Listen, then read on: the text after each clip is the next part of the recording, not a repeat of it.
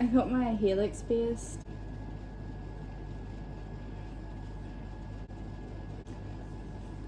A bit of background, I have dissociative identity disorder. And as the name suggests, that means that I unfortunately dissociate quite severely, actually. On the scale of dissociative disorders, D.I.D, or dissociative identity disorder, is up there at the top. Unfortunately, severe dissociation comes with this disorder. Not fun. Basically, my brain has learnt to deal with everything by dissociating. It works when you're experiencing trauma, not so much when you're trying to live a normal life. Everyone experiences dissociation on a minor level. An example of dissociation is if you're driving home from work and there's a fly. You're driving home from work and you don't remember the drive home because it's so automatic. You do it every single day. It's just like an automatic thing. And you don't remember the drive home. That's a form of dissociation. Or if you're doing something that you've done over and over again and your mind like wanders, that's a form of dissociation. A natural form of dissociation. A very, very healthy and normal form of dissociation. It obviously becomes a problem when it's disordered, meaning it is causing issues with living your normal life and living a happy, productive, comfortable life. Like I said, dissociation helped me deal with traumatic events, but it hinders me from living normal life the way that others would, because I have that factor of dissociation that kind of interferes with certain aspects of my life. Right now, I can't feel. Let me explain. Dissociation causes this now please remember that this is my experience. I feel numb, very numb. Like I can't feel my feelings. I can identify that I am what I am feeling, but I can't feel it. I don't know how to explain it. Like, I know that I'm stressed and that I'm not feeling 100% and I'm not feeling my best. And I'm feeling nervous, but like I can't feel it in my body. It's like I'm only feeling it in my mind, if that makes sense. And like my brain is like telling me, you feel this, but you don't feel this. Like, I know I can acknowledge that I am nervous or that I am stressed, but I can't feel it in my body. And that annoys me because I want to feel it so I can process that and I can deal with it and I can feel like it's real, because it sounds, amazing and good. I understand how for someone who's never experienced this, it would sound like, oh, but you don't have to feel stressed, you don't have to feel anxious, like that's great. No, it's not. Like, it doesn't take all of that away from you. I kind of am nervous, but I can't feel it in my body, and it's very difficult for me to kind of work on it and make myself feel better if I can't feel it all over me. I can't deal with it.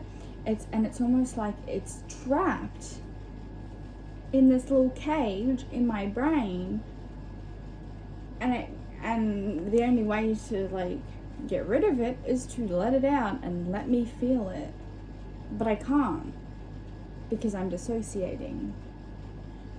I think the easiest way for me to explain it is, when something really, really sad happens and you're in public and it's not appropriate for you to express really strong emotions, and you can't release it, it's just like inside of you, and you can't release it and get rid of it and like deal with that emotion, because you have to keep it inside and you have to keep it trapped inside. It's like that.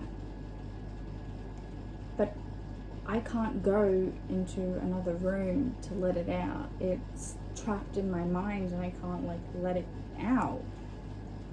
And that is so frustrating, because right now I can understand that I'm feeling nervous and that I am feeling kind of stressed, but I can't,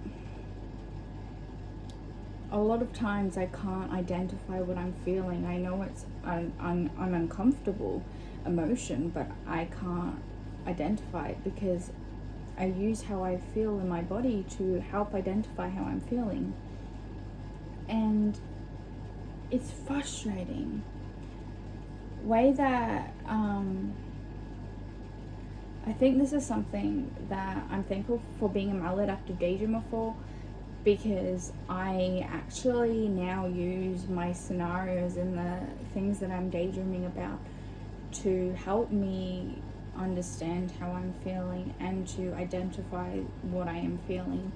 Because at the moment, my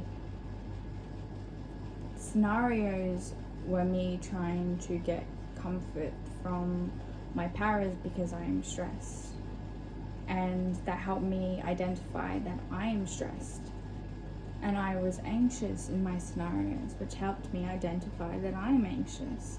So that's something that I'm thankful for in maladaptive daydreaming. But it's I just want to feel my emotions so that I can process it and not have them trapped. This is something that my brain has learned to do in order to deal with stressful situations and situations that aren't very nice, because as a child, when the trauma was happening and when I formed this default in my brain, I was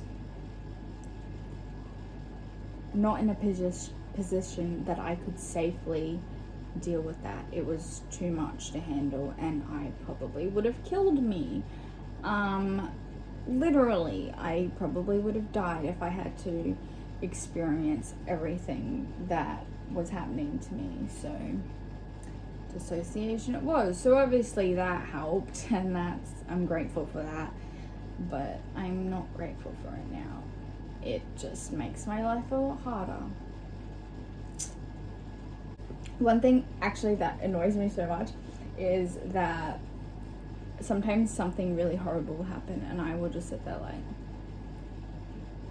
great. Because I know that this is sad and I should be sad, but I can't, like, it's just numb.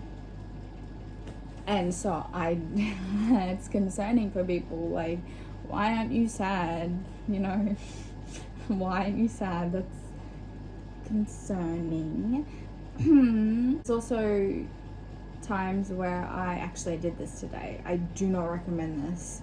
Don't do this, because there are so many times that I've done this and it's turned very bad. I look up things on the internet to make myself feel really, really strong emotions so that I can feel something tiny. So I will look up some really sad stuff and just watch it, things that I know are going to make me feel really strong emotions and upset, because that way I can feel a little bit of it, because it's just so overwhelming that I can feel a tiny bit of it. And sometimes I will watch things that will make me have flashbacks. I don't recommend this, and I don't even do it on purpose. I don't even want to have the flashback. It's more that I know that the things that I'm watching will make me feel things. So I will go looking for things that will make me feel things, and I end up having a flashback. And that obviously isn't great, but at least I feel again. No, don't recommend, because then I immediately stop feeling things after the flashback and it just goes back to square one. But I have re-traumatized myself, so don't do that, because it doesn't work and it's not very smart. Anyway, that was me complaining about feeling numb. Hope you enjoy the rest of your day.